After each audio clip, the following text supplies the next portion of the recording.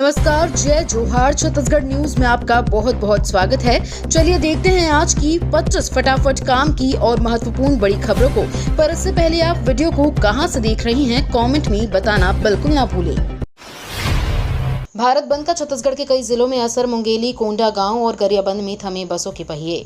SC/ST संगठनों के बंद का आदिवासी बाहुल्य क्षेत्रों में ज्यादा असर दिख रहा है। बस्तर में सुबह से सभी बाजार बंद हैं। गाड़ियों के पहिए थमे हुए हैं। सड़क पर गाड़ियां नजर नहीं आ रही हैं। सुबह 6 बजे से ST/SC और OBC वर्ग के लोग बंद कराने सड़क पर निकल पड़े। नेशनल हाईवे पर ट्रकों की लंबी लाइन लगी है। हालांकि भारत बंद के दौरान मेडिकल स्टोर्स, अस्पताल, पेट्रोल पंप, गैस, दूध, शासकीय कार्यालय, सभी शैक्षणिक संस्थान, ऑटो रिक्शा, निजी वाहन, एम्बुलेंस को राहत दी गई है। भारत बंद का छत्तीसगढ़ के कई जिलों में असर। कोंडागांव में बैरिकेड तोड़कर भीड़ कलेक्ट्रेट में घुसी। सुप्रीम कोर्ट के SC आरक्षण में क्रीमी लेयर लागू करने की इजाजत देने के खिलाफ दलित आदिवासी संगठनों ने 14 घंटों का भारत बंद बुलाया। इसका छत्तीसगढ़ मिला जुला असर देखने को मिला है। गरियाबंद, मुंगेली, कांकेर में जरूरी सेवाओं को छोड़कर बस, स्कूल, कॉलेज, बाजार बंद रहे। कोंडागांव में कलेक्टर को ज्ञापन सौंपने जा रही भीड़ रोकने पर भड़क गई और बैरिकेड तोड़ते हुए कलेक्ट्रेट में घुस गई। इस दौरान काफी देर तक हंगामा चलता रहा। हालांकि पुलिस ने मामला संभाला और भीड़ को कलेक्ट्रेट से बाहर किया।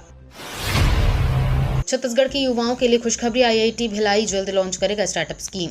IIT भिलाई प्रदेश के युवाओं के लिए जल्द ही स्टार्टअप प्रमोशन स्कीम लॉन्च करने जा रहा है। स्टार्टअप के क्षेत्र को मजबूती देने पहले IIT को भारतीय स्टेट बैंक 1 करोड़ रुपए की राशि दे चुका है। वहीं आने वाले समय में और भी संस्थाओं के CSR मद से फंड जुटाकर इंक्यूबेशन सेंटर की तर्ज पर IIT भिलाई स्टार्टअप को बढ़ावा देगा। इस राशि का इस्तेमाल कर IIT अपने विद्यार्थियों के साथ छत्तीसगढ़ के उन वोकल फॉर लोकल स्टार्टअप को आगे बढ़ाने में करेगा।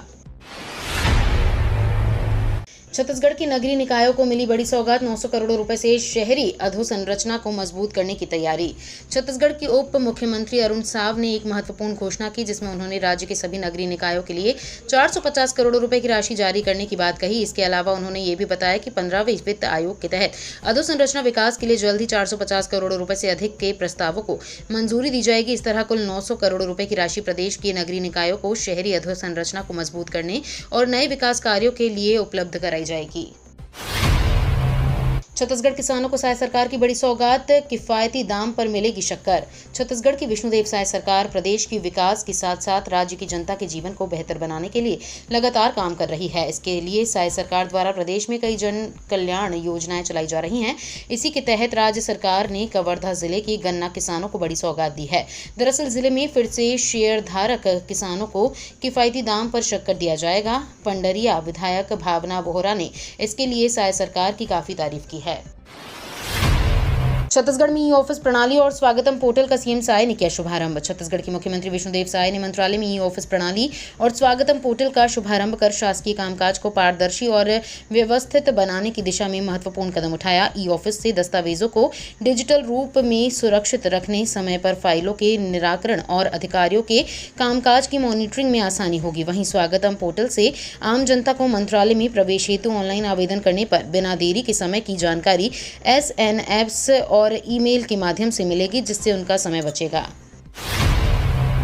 छत्तीसगढ़ में पढ़ने वाले बच्चों पर रहेगी अब शासन की सीधी नजर। छत्तीसगढ़ के स्कूलों में पढ़ने वाले बच्चों के प्रदर्शन पर नजर रखने के लिए राजधानी रायपुर में विद्या समीक्षा केंद्र स्थापित किया गया है। स्कूली शिक्षा की गुणवत्ता को बेहतर बनाने की दिशा में राज्य में एक और बड़ी पहल की गई है, जिससे स्कूलों के साथ उनमें पढ़ने वाले प्रत्येक बच्चों के प्रदर्शन पर भी अब सीधी नजर रखी जाएगी। स्कूल शिक्षा विभाग के अंतर्गत संचालित विभिन्न हितग्राही मूलक योजनाओं की ऑनलाइन मॉनिटरिंग एवं आंकड़ों के विश्लेषण करने के लिए रायपुर स्थित पेंशन बाड़ा में विद्या समीक्षा केंद्र की स्थापना की गई है। इस केंद्र के माध्यम से शासन की योजनाओं को बेहतर तरीके से लागू एवं मॉनिटरिंग करने में आसानी होगी। छत्तीसगढ़ में भाजपा शुरू करेगी सदस्यता अभियान। 1 मिस कॉल से होगी पार्टी में ज्वाइनिंग। छत्तीसगढ़ में भारतीय जनता पार्टी सदस्यता अभियान शुरू करने जा रही है। 1 मिस कॉल देकर या QR कोड स्कैन करके लोग भाजपा में शामिल हो सकेंगे। मंगलवार को रायपुर के कुशाभाऊ ठाकरे परिसर स्थित भाजपा कार्यालय में प्रदेश स्तरीय बैठक कार्यशाला आयोजित की गई। भाजपा राष्ट्रीय महामंत्री अरुण सिंह ने कहा कि ये संगठन पर्व की शुरुआत है, इसे पूरे उत्साह और उमंग के साथ मनाया जाना है। छत्तीसगढ़ झोलाछाप डॉक्टरों पर कार्रवाई। छापामारी कर 4 क्लिनिक किए गए सील। प्रदेश के न्यायधानी में झोला छाप डॉक्टरों के खिलाफ लगातार कार्रवाई की जा रही है। हाल ही में कोटा क्षेत्र के करगी खुर्द, शिवतराई, आमनी और लमेर में अवैध क्लिनिकों पर छापेमारी की गई, जिसके परिणाम स्वरूप 4 क्लिनिकों को सील कर दिया गया। स्वास्थ्य विभाग के अधिकारियों के अनुसार जिले में झोला छाप डॉक्टरों के इलाज के चलते अब तक 7 लोगों की मौत हो चुकी है। हालांकि स्वास्थ्य विभाग ने सख्त कदम उठाते हुए कई क्लिनिकों पर कार्रवाई की है, लेकिन जिले में अभी भी 115 झोला छाप डॉक्टर सक्रिय हैं। 24 कोच की नजर आएंगी वंदे भारत एक्सप्रेस। केंद्र की नरेंद्र मोदी सरकार semi high speed train Vande Bharat में बड़ा बदलाव करने जा रही है। यात्रियों की सुविधा के लिए रेलवे अब 24 डिब्बे वाली वंदे भारत ट्रेन बनाने जा रहा है। यदि ऐसी ट्रेन बनती है तो वंदे भारत प्रीमियम ट्रेनों में सबसे लंबी ट्रेन बन जाएगी। अब तक इस श्रेणी में केवल राजधानी एक्सप्रेस है। इस ट्रेन में अधिकतम 22 कोच जोड़े जाते हैं। आम आदमी की जेब पर फिर बढ़ा बोझ, घरों में दबे पांव घुसी महंगाई। आम आदमी की रोजमर्रा की जरूरत के सामान को जीएसटी के दायरे में लाए जाने का असर अब बाजार में नजर आने लगा है। इसके चलते दूध से लेकर दाल, दलिया व आटा की कीमतों में भी बढ़ोतरी हो गई है। जीएसटी को जोड़ने के बाद लोगों को अतिरिक्त भुगतान प्रति किलो पर करना पड़ रहा है। इसका सीधा असर घर के बजट पर ही पड़ने वाला है। जून महीने तक पैकेट आने वाले आटे की कीमत प्रति किलोग्राम 30 रुपये थी। वहीं 5 किलो आटा 140 रुपये में मिलता था, लेकिन आज की स्थिति में बढ़ोतरी हो चुकी है। यात्रीगण कृपया ध्यान दें, बिलासपुर से जाने वाली 2 ट्रेनें रद्द हैं। रेलवे प्रशासन ने एक बार फिर अधोसंरचना विकास काम के नाम पर 2 ट्रेनों को रद्द कर दिया है। वहीं 6 को परिवर्तित मार्ग से चलाया जा रहा है। ऐसे में अब बिलासपुर से दिल्ली की ओर जाने वाले यात्रियों को परेशानी का सामना करना पड़ेगा। रेल अफसरों ने बताया कि उत्तर रेलवे के दिल्ली रेल मंडल के पलवल एवं न्यू प्रथला जंक्शन यार्ड को जोड़ने का कार्य किया जाएगा। खतरे में छत्तीसगढ़ का खजुराहो। भोरमदेव मंदिर की दीवारों से रिस रहा बारिश का पानी। छत्तीसगढ़ का खजुराहो कहे जाने वाले कबीरधाम जिला स्थित भोरमदेव मंदिर के अस्तित्व पर खतरा मंडराने लगा है, क्योंकि मंदिर की दीवारों से बारिश का पानी रिस रहा है। ऐसे में क्षेत्रीय विधायक और डिप्टी सीएम विजय शर्मा ने अपने रायपुर स्थित निवास कार्यालय में संस्कृति एवं पुरातत्व विभाग, कबीरधाम जिले से आए गणमान्य नागरिकों व पुजारी के साथ भोरमदेव मंदिर के जीर्णोद्धार तथा परिसर के रखरखाव के संबंध में बैठक ली है। कोलकाता, बदलापुर के बाद अब छत्तीसगढ़ में दरिंदगी महिला से 8 लोगों ने किया गैंगरेप। छत्तीसगढ़ के रायगढ़ जिले में एक आदिवासी महिला से गैंगरेप का मामला सामने आया है। पुलिस ने बुधवार को कहा है कि रायगढ़ जिले में 27 वर्षीय एक आदिवासी महिला के साथ 8 लोगों ने कथित तौर पर बलात्कार किया। पुलिस अधिकारी ने बताया कि महिला ने इस संबंध में शिकायत दर्ज कराई, जिसके बाद पुलिस प्राथमिकी दर्ज कर कार्रवाई में जुट गई। उन्होंने बताया कि शिकायत के अनुसार कुछ लोगों ने कथित तौर पर उससे रोक लिया और उठाकर जबरन पास के एक तालाब के किनारे ले गए।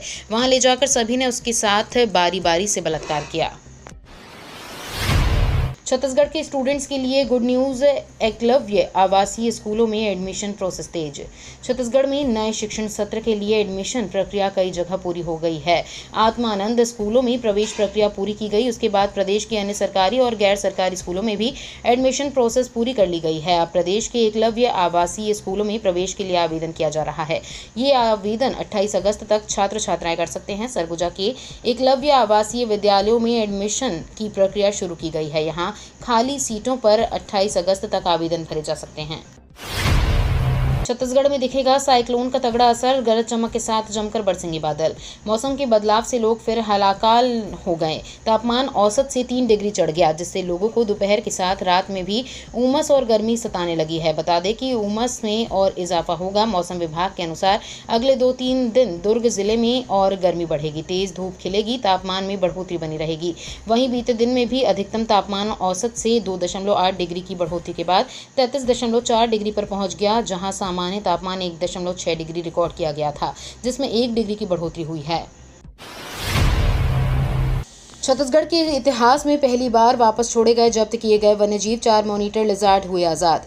छत्तीसगढ़ के इतिहास में शायद ये पहली बार है कि किसी न्यायालय प्रकरण में जब्त किए गए वन्य प्राणी को वापस उनके रहवास में छोड़ा गया है। मामले की जानकारी देते हुए वन्यजीव प्रेमी नितिन सिंघवी ने बताया कि अभी तक किसी भी न्यायालय प्रकरण में जब्त किए गए वन्य प्राणी को जू में रख दिया जाता था। न्यायालय में प्रकरण लंबित रहने के कारण उन्हें वापस वन में छोड़ने का कोई प्रयत्न नहीं किया जाता था।